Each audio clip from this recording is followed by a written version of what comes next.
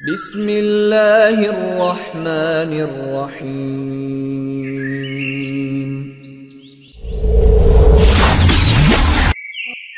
بسم الله الرحمن الرحيم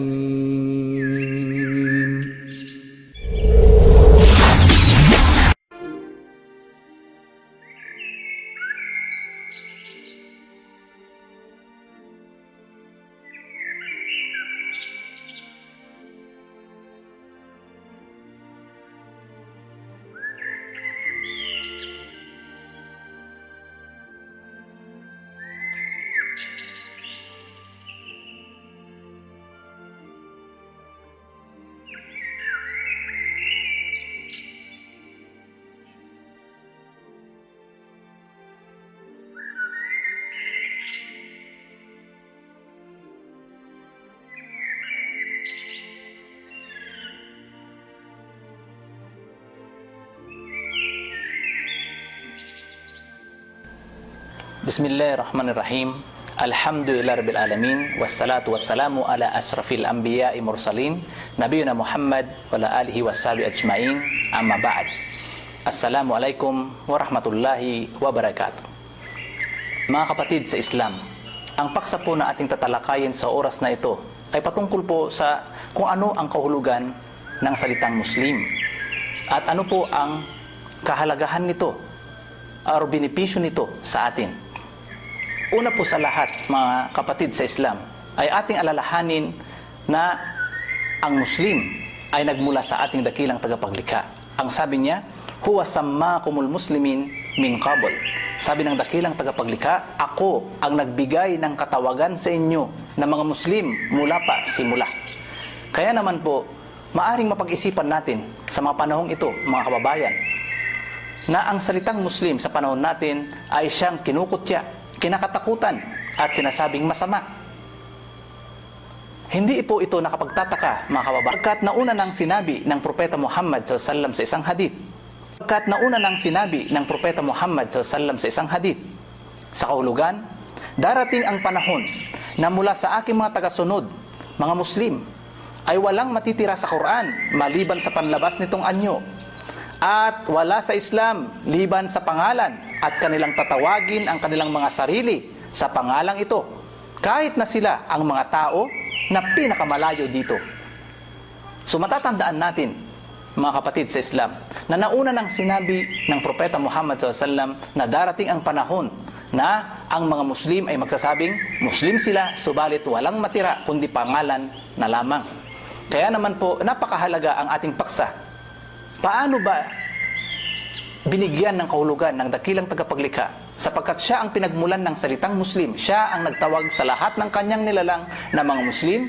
Kaya naman po, paano ba binigyan ng dakilang tagapaglikha natin, Allah subhanahu wa ta'ala, ang salitang ito na kanyang ipinangalan sa lahat ng nilalang? Una po sa lahat na kahulugan, mga kababayan at mga kapatid sa Islam, ay ang kahulugan po ng Muslim ay hindi nagmamalaki o nagmamataas. Sa talata na binanggit ng dakilang tagapaglikha, sinabi niya sa kahulugan, sila lamang na naniniwala sa aming ayat, mga talata, tanda at katibayan. Sila nga na kung sila ay pinalalahanan dito, ay lumulugmok sa pagpapatirapa at lumulalhati ng pagpupuri sa kanilang Panginoon. At sila ay hindi nagmamataas ng kapalaluan. Ito'y mababasa sa Banal na Quran, chapter 32, verse 15. Kaya mapapansin po natin, binanggit ng dakilang tagapaglikha na ang isang Muslim ay hindi po mayabang o hindi nagmamalaki.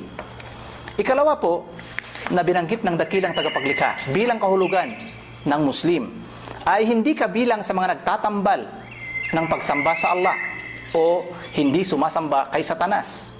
Binanggit ng dakilang tagapaglikha, mga kapatid sa Islam, sa Banal na Quran, sa kahulugan, sinabi niya, sila na sumasamba sa iba, maliban pa sa Allah, ay nananawagan sa wala, kundi sa mga Diyos-Diyosan, at wala silang sinasamba maliban kay Satanas, isang nagpupumilit sa paghimagsik. Ito'y mababasa sa Banal na Quran, chapter 4, verse 117. Kaya po, pag sinabi pong Muslim, mga kapatid sa Islam, ay hindi siya sumasamba kay Satanas at ng iba pa sa Allah subhanahu wa ta'ala. Ikatlo po, na kahulugan ng Muslim ay pinagkalooban ng karunungan at may tunay na pangangamba sa Allah subhanahu wa ta'ala. Binanggit ng Allah subhanahu wa ta'ala sa kahulugan, ang tunay na nangangamba kay Allah sa kanyang mga alipin ay yaong may karunungan.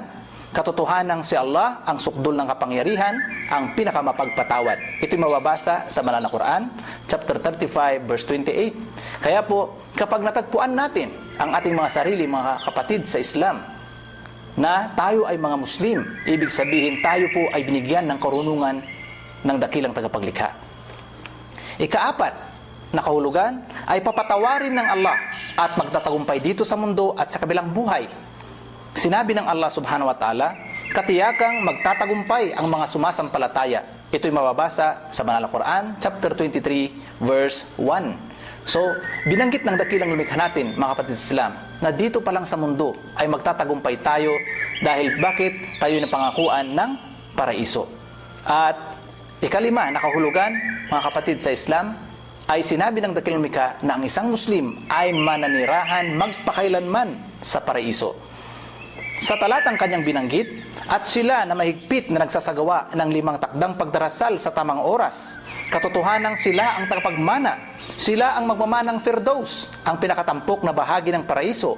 Mananarahan sila dito magpakailanman. Ito'y mababasa sa Banal na Quran, chapter 23, verse 9 hanggang 10. Kaya, ang isang Muslim, mga kapatid sa Islam, dito pa lang sa mundo, ay sinasabi ng gagantimpalahan sila ng paraiso.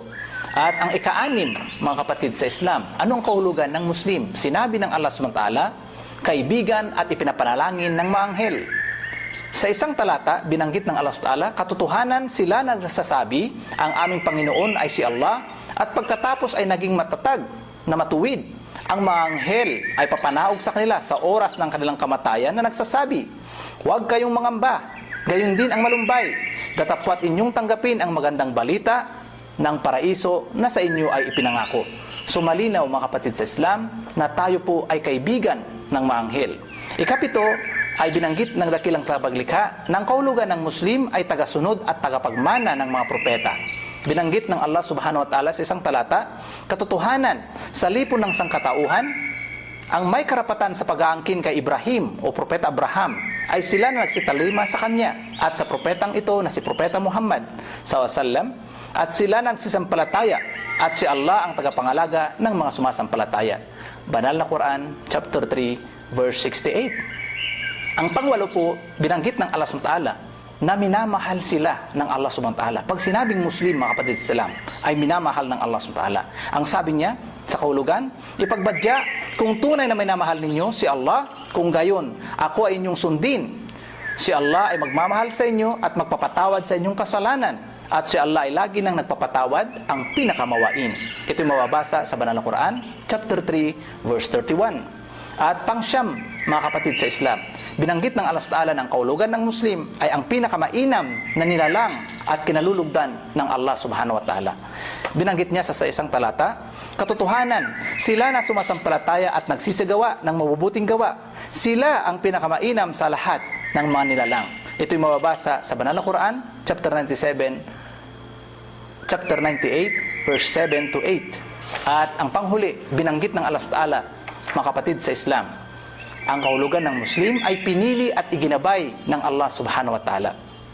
Sinabi ng Allah subhanahu wa ta'ala, katiyakan kami ang magpapanaog ng maliliwanag na tanda, ang Quran, at si Allah ang namamatnubay sa matuwid na landas sa sino mang kanyang maibigan. Ito'y mababasa sa Banal na Quran, chapter 24, verse 46. Kaya katotohanan, mga kapatid sa Islam, hindi po natin pinili ang ating mga sarili na ipanganak sa isang magulang na hindi Muslim at ganun din sa Muslim na pamilya. Subalit ang Allah ang pumili sa atin at naggabay sa atin sa tuwid na landas. Naway panatilihin natin, mga kapatid sa Islam, ang kahulugan ng Muslim sa ating mga sarili, sapagkat kung ito'y wala sa atin, mga kapatid sa Islam, hindi tayo mapapangkuan ng paraiso. Naway ito po ay nakapagbigay sa atin ng kabutihan dito sa mundo at sa kabilang buhay. Maraming salamat po. Assalamualaikum warahmatullahi wabarakatuh.